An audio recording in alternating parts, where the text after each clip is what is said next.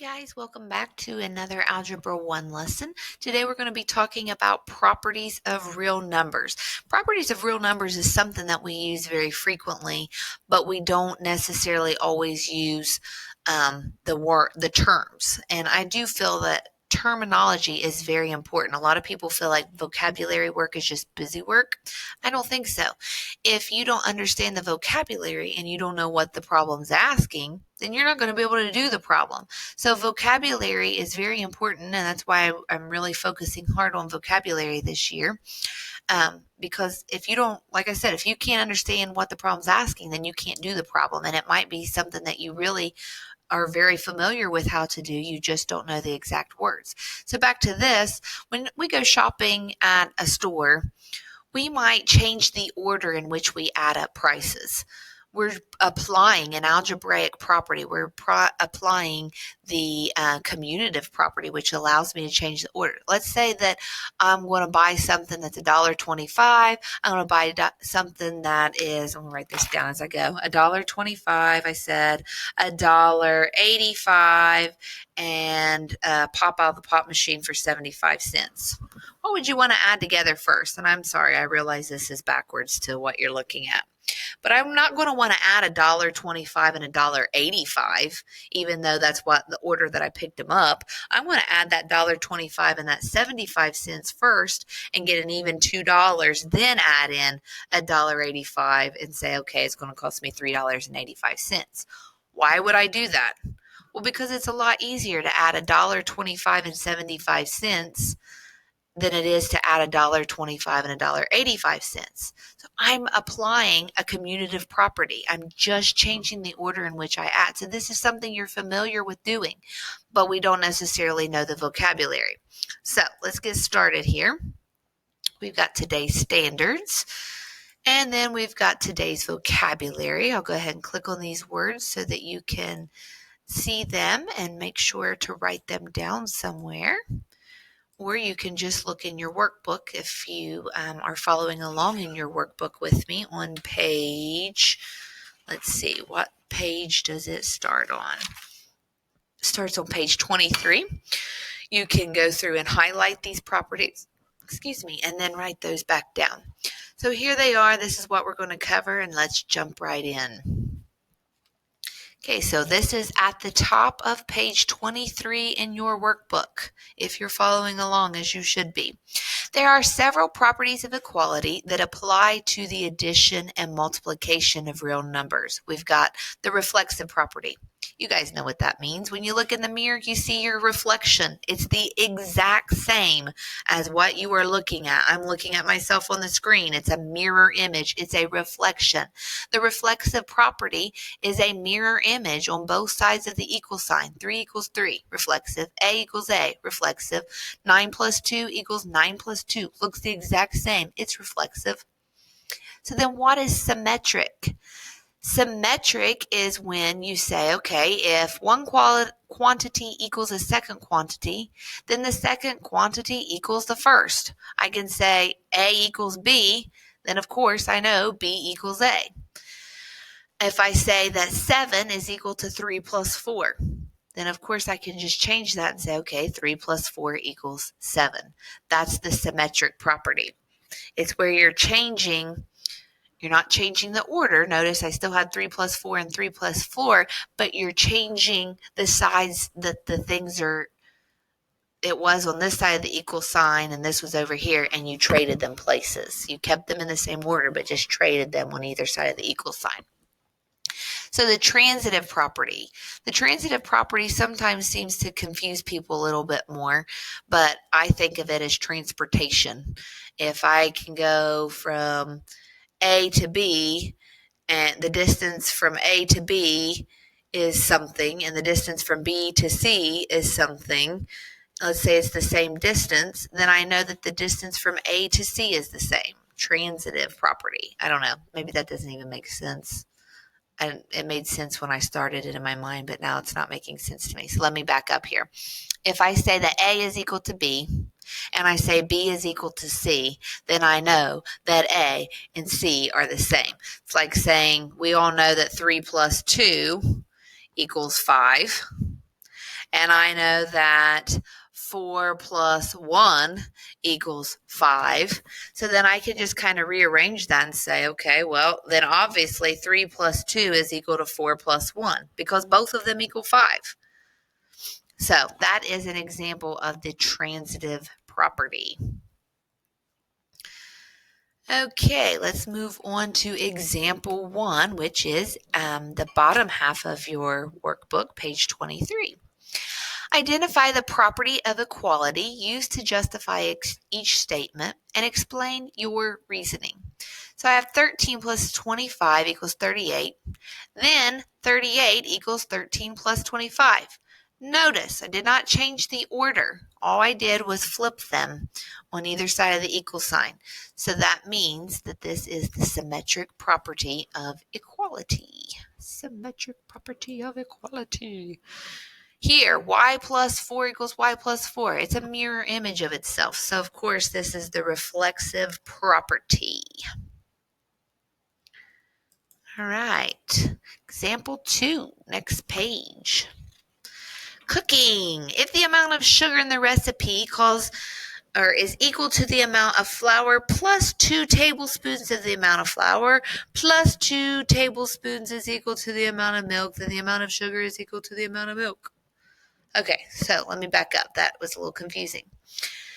If the amount of sugar is equal to the amount of flour plus 2 tablespoons, so sugar is equal to flour plus 2 tablespoons, and the amount of flour plus 2 tablespoons is equal to the amount of milk, then boom, I automatically know that the amount of sugar is equivalent to the amount of milk. So we can do this algebraically. Let A be the amount of sugar. Let B be the amount of flour plus the 2 tablespoons. And C is the amount of milk. So then we can substitute that in and say, okay, well, if A equals B and B equals C, then obviously A is equal to C. And that is that good old transitive property. All right, let's move on to example 3. We're just buzzing right through this video. I meant to see how many examples there were before I started. There are 9 altogether, so we're going to stop today after example 5. Use the property given of equality to complete each statement. Y minus 21 is equal to, if it's going to be the reflexive property, then I know this should be y minus 21. It should be the exact same since it's the reflexive. It says, if 24 plus 11 equals 9 plus 26 and 9 plus 26 equals z, then I can say that 24 plus 11 equals z. That is the transitive property of equality. So let's take a minute and look at some check problems. Lesson check. These are in your workbook at the bottom of page 24. There is a lesson check, and there is the second part of this lesson check after example 3 on page 25. So go ahead and work those out, and we will go over those answers together in class. All right, so we're going to learn now the identity and inverse definitions. So, additive properties or addition properties. The sum of any number A and 0 is equal to A. You guys know that. Anything plus 0 is whatever I started with. An apple plus 0 apples gives me that 1 apple. 20 bananas plus 0 more bananas leaves me with 20 bananas. A cell phone plus 0 cell phones gives me the 1 cell phone. Anything plus 0 gives me whatever I started with. That is the additive identity. I get exactly what I started with. Okay, the additive inverse property then tells me that if I add 2 things together and their sum is 0, then this is the additive inverse. Adding opposites gives me 0. So if I have a cell phone and I add to it my lack of a cell phone, now I have no cell phone. If I have an apple and I eat an apple, now I have no apple. That's like saying I have an apple and I have negative apples because I took that 1 apple away. That's negating it, getting rid of it. Now I have no apples. A plus negative A is 0. adding opposites always results in 0.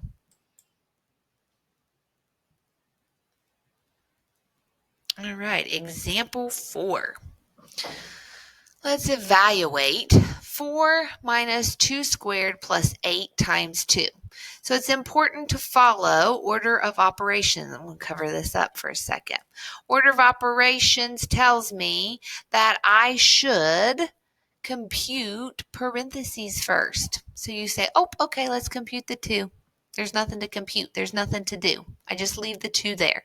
So next, order of operations tells me to do exponents. So jump over here to this 2 squared. 2 squared is 4. So I have 4, take away 4, plus 8 times 2. Order of operations tells me then to do the multiplication first. Or divide, whichever comes first, but we don't have any division, so it's going to have to be this multiplication. So 8 times 2 gives me 16. Then I can begin to do my 4 take away 4 is 0. 0 plus 16 equals 16. Okay, we've got to think about it. If x minus y is an example of the additive inverse property, then what must be true about the relationship between x and y? Well, we know their sum must be 0, right? If I have x take away y is an example of the additive inverse property, that I know their sum is 0, and I know they must be opposites. So if x is 2, then y must be negative 2, because they are inverses.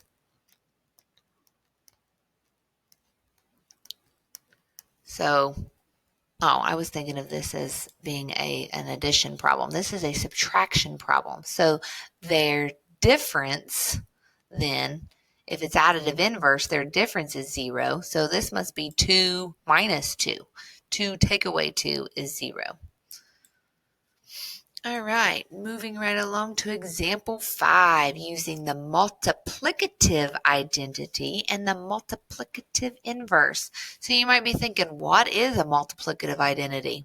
Okay, well, the additive identity was when I added the number 0 to something, I ended up with the same number. So think about this, multiplicative identity. What can I multiply a number by and end up with that same number? If you answered 1, give yourself 10 stars. That is correct. 5 times 1 is 5. 3 times 1 is 3. An apple times 1 is an apple. A banana times 1 is a banana. It doesn't matter what I plug in there. A times 1 is A. Anything times 1 always results in whatever I started with. This is the multiplicative identity. So what are multiplicative inverses? Well, inverses, just like an additive inverse, it results in 0. It's the number and its opposite added together give me the sum of 0. Well, in a multiplicative identity, I'm looking for what 2 numbers can I multiply together and it result in 1. So looking at a fraction, it's really easy to find my multiplicative inverse. The inverse is its reciprocal.